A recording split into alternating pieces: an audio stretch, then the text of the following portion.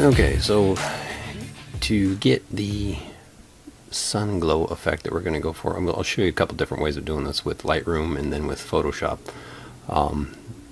Basically, within Lightroom, you can use the radial filter to create a sun glow effect. Not necessarily directly with the look of the sun actually being in the scene, but you can create this radial filter, and it starts off with it being darker in the center. But you go to invert, and then you have all your adjustments in here. So exposure, bring down contrast a little bit, highlights, whites. You can add a color to it, so make it a nice warm yellow-orange glow. And then there are controls for how much it feathers, so it can be more centered like that. And then this range mask is where you get some really cool stuff. So if you go with luminance and then pull up the slider, it's basically eliminating that effect from the shadow areas of the image. So you can see the darker areas of those trees lose the glow effect. Conversely, if you bring down the highlights, it doesn't affect the highlights, but for a glow like that, you want it in the highlights. And smoothness, you can adjust how that falls out.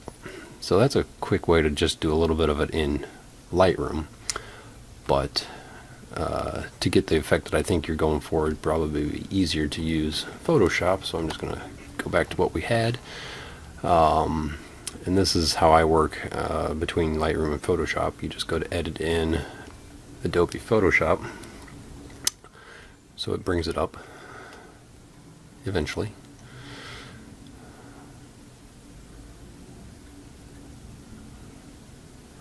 And here we go. So really the easiest way to do this is just down here in your layers window, you have create a new layer.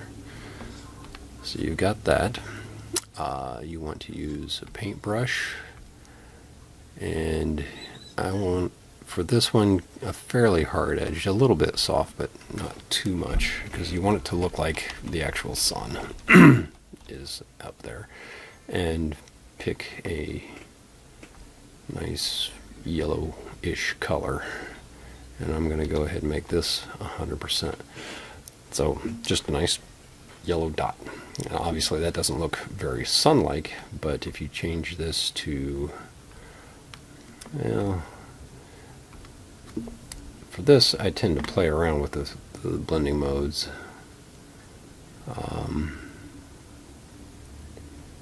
Might just leave it on normal for this. Then create a new layer and make that screen. And then we go back up to our brush, make it completely soft and a lot larger. Stay in there and bring down the opacity to around 10%. And just play with, making a little bit more glow in here right on the sun and adding to that.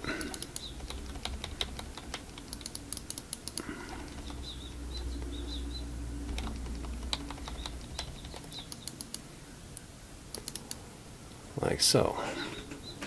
And then you can play with the opacity of this to get more of a realistic look. I think, let me try something here with the, if you go to color dodge and then right click on this, blending options for the layer. This is what I was kind of mentioning in the little extra credit or more bonus things, but you go to, it's already blown out, you can't even see it. So you play with that, but this transparency shapes layer actually gives you highlights that are like, it makes it look like a light flare look. So that might work depending on the image you're working with, but this looks pretty decent for this one. Then the last bit that I try to do sometimes is actually painting those highlights onto the edge of the pupil to create an edge light look. So I'll go ahead and bring the opacity of the brush back up to about 30%. And you can see I'm really just kind of making this kind of harsh, but then again, right click on this, blending options. You can also just kind of double click over here on the side and it brings up the same thing. But this slider down here, if you take the shadows out of your underlying area and then hold the Alt or Option key,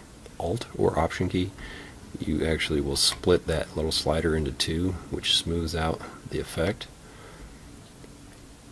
So you want to bring this up to where it's probably not being so crazy looking on their faces. And I haven't changed the blending mode on this.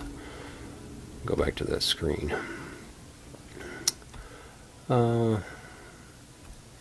Try a couple different ones till you get something that you like. That kind of warms up there. Yeah, that's, you don't want to use color. I kind of like the lighten one. But it's a subtle effect, but it just kind of warms up the areas where the sun would be hitting them.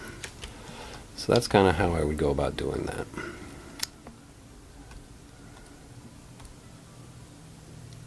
I think maybe just taking the sun to a very faint opacity so you get a hint of something there maybe. Again, it's going to depend on the photo that you're working with, and you can do the same thing if your sun's like behind clouds. Use this and bring the highlights down, and those white clouds will kind of mask part of the sun as well. And just tinker with that and see what you think. Okay, so thanks for watching.